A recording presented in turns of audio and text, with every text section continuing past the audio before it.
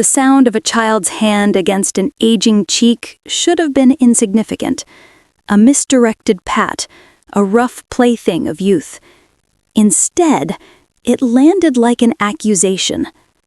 I remember exactly how the afternoon felt. Sunlight drifting through lace curtains, the scent of freshly baked biscuits from the oven, the garden hydrangeas nodding in a lazy breeze. And then Jacob's small palm hit me, and the world stopped moving. For a second, I thought my ears were deceiving me.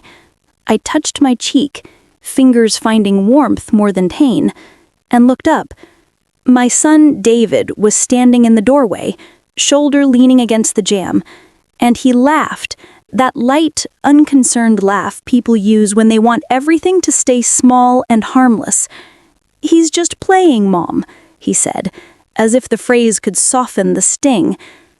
Claire, my daughter-in-law, gave me that practiced polite smile that didn't reach her eyes and said, "Come on, Margaret, don't be dramatic. He's a kid." Then she turned her attention back to her phone. I wanted to explain that it wasn't about the physical act. I wanted to say that respect is taught, modeled, and that you don't teach a child to hit someone by shrugging and giggling when he does it. Instead, I stood like the last leaf on a winter branch, trembling but not falling. I remembered, with a sudden flare of fierce clarity, the first time I'd held David's newborn fist. He had wrapped his tiny fingers around my thumb as if cementing a promise. Where had that promise gone? I'd been careful my whole life to be the kind of mother who gives room to grow, encouraging, steady, endlessly patient. George, my late husband, and I built the house where we raised David with our own hands. The low rafters over the kitchen still keep the echo of his laugh. That house had been our pledge to simple dignity. Curtains stitched by me, floors sanded by him, Sunday dinners filled with neighbors and the smell of coffee. We taught David to stand up for truth, to apologize when he was wrong, to hold a door for someone who couldn't. We taught him how not to be cruel. When I look back now, I can see the tiny fray of things, the way David began to let work swallow his evenings, the way Claire's influence slid into our days like a cold draft. You hardly notice a draft at first, a window cracked, then another, until you wake up one winter night and your breath fogs in the house. That slap, that laugh, was the first winter gust. After the moment, the children were shepherded away, the cartoons resumed, my bread cooled on the counter. Life took the same shape it always had, except for the empty place in me, like a missing stitch in a quilt. That night I couldn't sleep. I padded into the room where George's chair still sat by the window. His photo on the mantel smiled down at me as if nothing could unsettle us. I whispered to him, "What do I do now?" The house gave back only the slow tick of the clock. I thought of small things, how I had unearned his handkerchiefs, how he would whistle when he tuned the old radio, how he would say, half joking, "Our family is not perfect, we're just steady." That steadiness had held me through losing him. But steadiness does not mean silence in the face of being diminished. I learned that many years ago when I was a nurse and had to call out an attending physician for a mistake that could have cost a life. It wasn't easy then, and it wouldn't be easy now. The next morning, the kitchen looked the same, but I moved slower. I put my teacup down carefully because some habits feel like the last part of who you are. David kissed the top of Jacob's head as he left for work. Claire asked if I'd like her to pick up anything at the store. None of them spoke of the night before, as if by not mentioning it, the incident would evaporate. But the thing about wounds is that ignoring them doesn't heal them. Later that day, I found myself wandering into the attic. Up there, wrapped in newspaper and brittle tissue, were the yellowing programs from David's school plays, a tiny sweater he'd worn the winter he learned to crawl, and a pile of letters George had written to me when he was away with work. I sat with that box for a long time and wept quietly, not from the sting of a child's slap, but from the sense that the fabric of our family had been frayed by something subtle and relentless: complacency. When you allow a small disrespect to slide, it grows the way mold does in a damp corner, unseen until it is everywhere. By evening, I'd made a quiet decision. I would not raise my voice, but I would not be erased either. Respect is a home truth, taught by deeds, not by ignoring it, and I would find a way to teach it again. The first step, I decided, would be to hold to the parts of myself I'd always treasured: my dignity, my voice, and the stories that reminded us who we were. Small towns make stories out of everyday life. They're full of neighbors who know your kids' names and newspapers that print your anniversary in the same column as the council minutes. We'd lived in Maple Hollow for 36 years. You don't move in and out of a place like that without leaving footprints. People wave on porches and notice when someone doesn't. That's why it felt cruel that my son's hand had slid away from what he'd been taught, and why every face that turned away after the slap felt like an accusation. The next week, things began a little differently. I woke early as usual, wrapped my shawl around my shoulders, and walked to the little garden behind the house where George used to prune the roses. The earth smelled like rain and lavender. I clipped a single stem and arranged it in a small vase on the kitchen table. Simple beauty, I told myself, could be a kind of quiet rebellion. David came home from work later with the kind of tiredness that makes someone physically smaller. He dropped his bag and sat at the table. Jacob clattered in after school, jacket thrown on the floor. Claire was in the office, on the phone, tapping at a glowing screen. They were busy, busy, busy. It seemed busyness had become a substitute for attention in that house. Busy replaced conversation the way winter replaces summer. When David saw the vase of roses, he smiled. Just a small, private thing. He sat down and rubbed his temples. "How did you sleep?" he asked, his voice low. I answered honestly, "Not well." He winced, but said nothing more. At luncheon the next day, I visited the diner where Mrs. Carter works the counter and knows everyone's child middle name. She poured coffee and slid a slice of pie in front of me. "You okay, Margaret?" she asked, the way a neighbor asks, both curious and gentle. I told her part of it, that Jacob had lashed out and the household had brushed it off. She paused and then said nothing for a long moment. "You did your best, dear. That counts for something." She reached across the counter and held my hand as if to anchor me. Sometimes a stranger's thoughtfulness can be as restoring as an old friend's warmth. I left the diner feeling steadier than I had in days. Over the next few weeks, I watched how small things bend a person. Claire's tone cut more often than it used to. "You don't need to fuss," she would say. "We've got this." But we didn't reach me. We reached their work, their plans, their sleek evenings. We did not reach the woman who had raised one of them and had rearranged her life to live close to the family she loved. One afternoon, while folding child-sized clothes, I found a scrap of paper Jacob had drawn on. Stick figures holding hands, one figure with unusually large hair and a smiling face. Above it, he had written, "Grandma." I pressed the paper to my chest. The smallness of that drawing cut through the cloud of everything else and reminded me where truth lives. Children are mirrors. They reflect what we teach them in small, honest brushstrokes. I decided to be gentle but clear. The next Saturday, while Claire was at a boutique doing errands and David at a meeting, I took Jacob to the little library where I used to volunteer. The librarian, Miss Hale, still kept a cupboard of old storybooks with cracked spines and gilded letters. We read together. I read him about an old woman who taught a little fox how to be kind by showing him kindness, not by scolding or shouting, but by doing things that mattered gradually, sharing, listening, showing up. After the story, I took his small hand and said, "When you hit someone, it tells them you don't want to listen. When you take a moment to be kind, it tells them they matter." He nodded slowly. The child's mental switch flipped with that earnest, simple, and honest logic only children possess.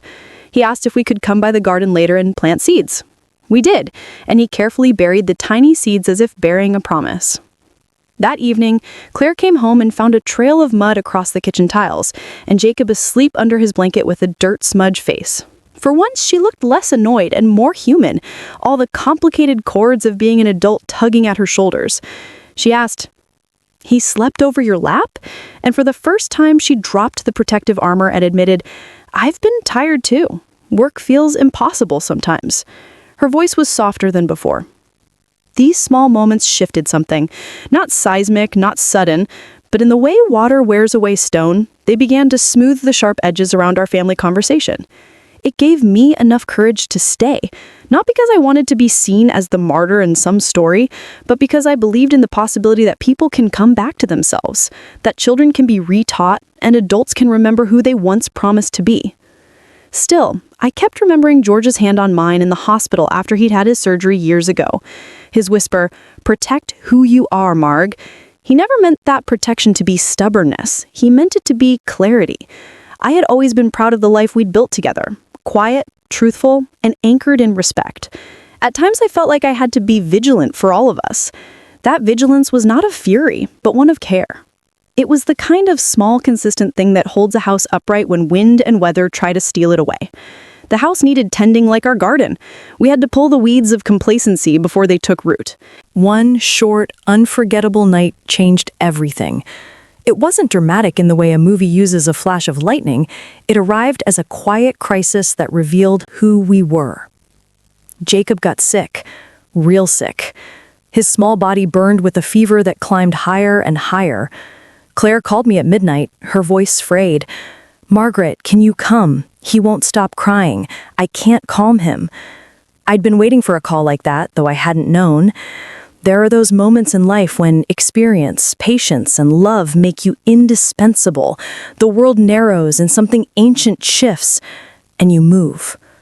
I grabbed a sweater and went across the street in the rain. The house looked like a chapel, with lights dimmed in the halls. I found them in the kitchen. Claire pacing, hugging herself, David leaning against the counter with eyes rimmed red. When Jacob saw me, his little face crumpled, and he reached out. "Gran," he whispered. I took him into my arms and felt the heat. He was so hot it was like holding a coal. I put on a wet cloth and murmured the cadence of childhood songs, the kind of nonsense syllables that sound like safety to an ailing child. David stepped back into the kitchen, unease and regret carved on his face. "I don't know what to do," he said. "You know what to do," I told him. "You know how to be his father." It wasn't a reproach, it was a reminder. For the first time in many nights, his shoulders slumped as if some weight was being laid down and he could breathe. He started taking charge. Cool compresses, sips of water, a call to the doctor. Claire, still shaky, leaned on me as if I were a bridge. The irony hit me full force. I had become the steady thing in the house, not because I was the loudest, but because I'd remembered how to be gentle. The hours moved in a slow, careful way. We made soup, and I boiled the kettle and measured patience. All around us there were small, intimate acts of care. The way David smoothed the blanket across Jacob's little legs, the way Claire sought with a look on her face that was more human than cold. There's a mercy in crisis. It makes you remember what matters. By morning, the fever had broken. Jacob's cheeks flushed with a thin color and his breathing eased. He slept, his breath small and even. There's a peculiar kind of gratitude that fills a room after a near miss. David sat down across from me, exhausted and raw. "Mom," he began, and his voice was small. "I should have stepped in sooner. I thought we were doing fine." We talked, really talked, in those soft morning hours. I told him the story of when he was 5 and had come home with muddy knees because the neighbor's fence had given way, and he'd chosen to help the neighbor. He'd been brave, I reminded him, and kind, and those qualities were not lost. They were only sleepwalking. He listened, and for the first time, I saw his eyes clear. Claire's apology came later that day, when she set the kettle down with shaking hands and said, "Margaret, I'm sorry. I didn't mean to minimize things. I was afraid of losing the structure we're trying to build." She didn't pretend her world also felt precarious. Career pressures, social expectations, and the complex hunger for status that swallows small people's gentleness. I forgave them openly and without drama, because that was the choice to make if I wanted a family alive with love again. Forgiveness doesn't mean forgetting. It means seeing what happened and choosing how to respond so the wound becomes a scar that tells a story you can inhabit without bitterness. I told them we could try again, and we did. We began with small rituals, reading at bedtime, Sunday pancakes where everyone had to tell one thing they were grateful for, a short walk after dinner.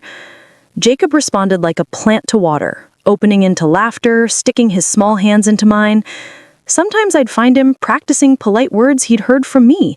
Please, thank you, and I'm sorry. These tiny things mattered and corrected the arc of our home. As the weeks passed, the house softened. David left his laptop at the office more nights than not.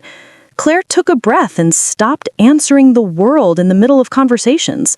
They both changed not because I demanded it, but because we had all been gently reminded of what family felt like when it held up, rather than tore down. The small town started noticing. Neighbors asked how Jacob was, and when they learned we were spending time with him, they nodded in approval. I felt proud, but not triumphant. Happiness tempered with the knowledge that life requires steady work, like a garden that needs pruning before spring. I also felt lighter because I'd chosen the path that George would have recognized. Not shouting, not grand gestures of revenge, but patient, consistent presence. There were days when doubts returned, times when Claire's sharpness resurfaced and when David's defenses rose. But by then, the patterns had shifted enough that those things rolled off like rain on waxed wood. We had retooled the home's engines, civility, accountability, and tenderness. One afternoon, as I was sweeping the porch, Jacob came and climbed onto my lap. "Grandma," he said earnestly, "I don't like it when I was mean." I hugged him and felt his small chest press into mine. "Then don't be," I said simply. "Be brave enough to love." Change takes time, but sometimes life gives you a moment to choose whether you will allow the old shadows to return. Ours came on a Tuesday, when the whole town smelled of rain and last year's leaves. Claire was cross, because a promotion she'd expected had been given to someone else. She snapped more easily than she had in weeks, and David's patience thinned. I could see the old patterns lurking like coyotes at the edge of the yard, waiting for weakness. That night, as Claire paced the living room like someone walking a tightrope, Jacob wandered into the kitchen and knocked over a glass. It shattered on the floor. He flinched, and before any of us could move, Claire's face darkened. "Ah, Jacob," she hissed, "you never learn." It was a small thing, but it was the kind of small thing that can either be a lesson or a lash. David, for once, didn't look away. He intervened. "It's okay," he said, voice low and human. "It was an accident. Let's clean it up together." Claire rolled her eyes and walked out of the room. Those moments are crossroads. I could have stood up and scolded. I could have demanded apologies. Instead, I washed the plates and knelt in front of Jacob and showed him where the broom lived, how to sweep gently into a dustpan, how to pick up big pieces with care. "Accidents happen," I said. "We fix them and we learn." Later that evening, when they were all quiet and the house smelled like lemon cleaner, I found Claire on the back porch, the kind of silence that is full of unsaid things. "Do you want to talk?" I asked. She looked at me, and I saw the flash of fear and vulnerability under her composed surface. "I feel like I have to be perfect," she said slowly, admitting more than she intended. "If I'm not, if things slip, I'm afraid it means I'll be judged or fall behind." I understood that fear intimately. My life with George had been full of hard things too. Being responsible, being visible, being a woman who chooses what matters. It's terrifying for everyone sometimes. Perfection isn't a love language, I told her. Love is messy, and it's patient. It's not about never failing. It's about showing up to fix things when we do fail. Her face softened, as if the words had been a bandage. She reached out and touched my hand. She said, "I didn't mean to be cruel to you," plainly. I guess I thought that if I didn't push, everything might fall apart. The honesty in her voice felt like a key turned in a lock. Change didn't come in a dramatic sweep that night. It came in the following weeks in quieter ways. A morning, Claire microwaved oatmeal for Jacob and set it at our small table before she left for work. A Thursday night when David announced a family movie and actually sat through it, laughing at the silly bits. Those small, ordinary kindnesses stitch a house back together more effectively than grand apologies do. There was one turning point more public than the rest. It came at Jacob's school concert, held in the community hall where we had all learned to sing carols at Christmas time. Jacob was nervous, and he clung to my hand while the auditorium buzzed. Right before their tune, he slipped and nearly toppled. But instead of laughter or an impatient sigh, he found David's steadied hand and Claire's soft, proud smile in the crowd. He looked at them and somehow found more balance on stage.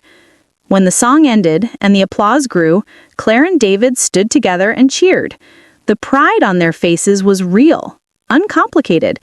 I caught David's eye and he mouthed, "Thank you." I understood what he meant. He was thanking me for staying. He was thanking the old habits and memories for having remained true enough in his own bones to come back. At home that night, the living room smelled like hot chocolate and warm socks. Jacob fell asleep with his head on my lap, and Claire kissed his forehead with a tenderness that no longer felt rehearsed. Later, as they arranged his little blanket, David turned to me. "Mom, I'm sorry for not stopping that night. I can see how I let small things become big things. Thank you for the stories, for the patience, for not going." Words like that are rare and restorative. They are the seeds of reconciliation. I didn't need a parade or a dramatic vindication. I didn't need to be proven right. I needed my family to remember its better self. They did, slowly and honestly. We still had hard days after that, of course. We still misread each other, still forgot to be kind, but the habit of returning to kindness had been woven like a new thread through our daily routine. That, I thought, is how families grow stronger, not by erasing the past, but by learning to choose differently. A year passed, with small changes compounding into a new normal.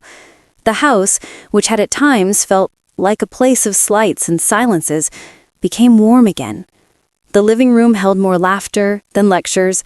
The kitchen table was where we told stories about my childhood, about George's stubborn optimism, about mistakes that became learning. Jacob had an easy habit of popping up and pulling a chair to sit in the doorframe and listen. One evening, as the first cool air of autumn rolled through the valley, David and Claire invited me to sit with them on the old porch swing. We sipped cider and watched the sky turn pink. Jacob slept, content and ordinary in his little bed. I felt the whole arc of the past year in my chest, like a slow, steady music. "Mom," David said quietly after a while, "I don't know if I told you enough that I'm sorry." He touched my hand. I was busy, and I let things slide. I thought being practical meant avoiding fights. But I see now it meant avoiding responsibility. I should have protected you and taught Jacob better. His apology was not dressed up as a grand gesture. It was ordinary and human, which is why it mattered. I squeezed his fingers. "You were learning," I said. "We all are.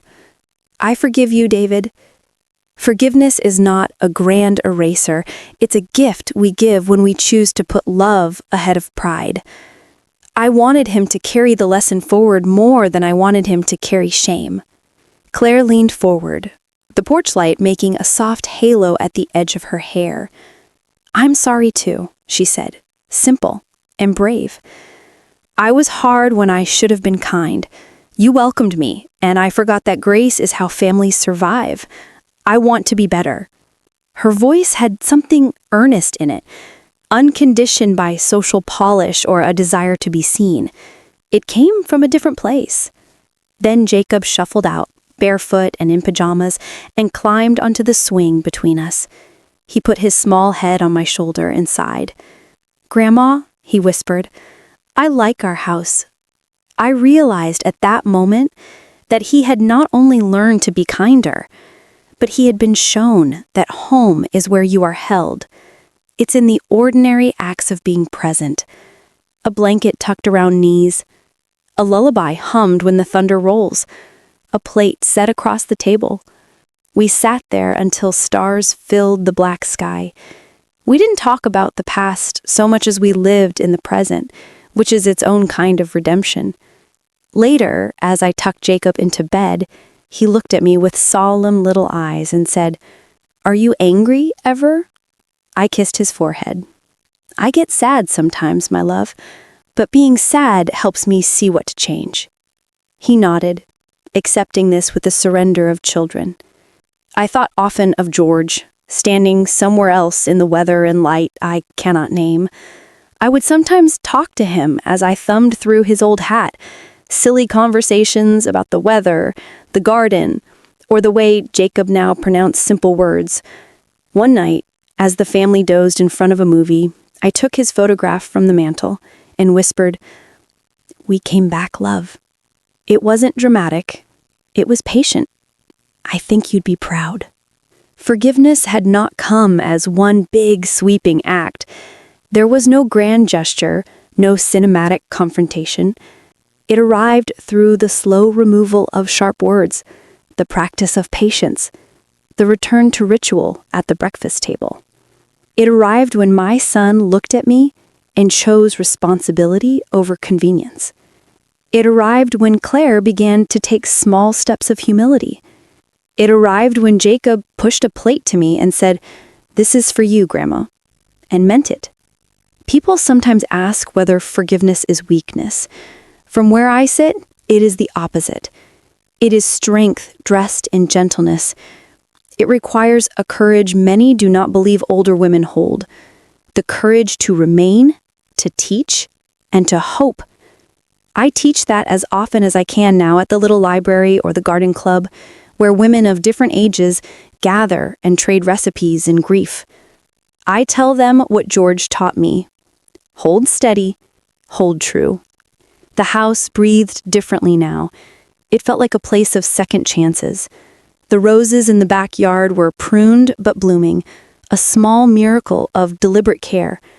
When neighbors pass, they no longer lower their voices, they lift them and laugh. The town might not remember the small battles we fought behind our curtains, but we do. Those moments are the curving stitches in our story. If someone watching this story today recognizes a prick of something familiar, a cold look at a holiday table, a brush off, a careless comment, know this: change is possible and often arrives in small acts. Sit at the kitchen table. Teach gently. Correct when you must, but love more. And if you are on the other side, the one who might feel tempted to shrug off a moment of meanness, remember the shape of a child's hand and what you are teaching them about who they should be. The last lines of the story aren't cinematic fireworks. There's no triumphant trumpet. There's a small domestic scene.